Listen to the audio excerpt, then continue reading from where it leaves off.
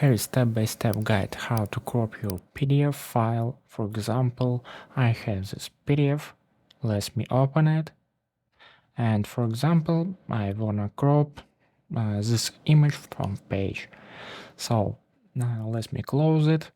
And first of all, open up your favorite browser, for example, Safari. Now tap on the search bar at the very top and paste here this link, or click in the description down below.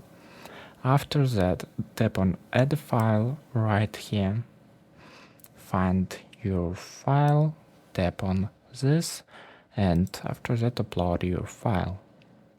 So now you can settings this, for example, like this, and tap crop PDF file.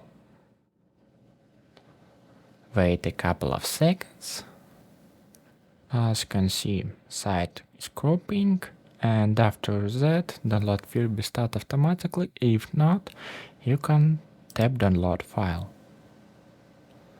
Yes, and tap on downloads, start file, and as you can see, my PDF file is cropped.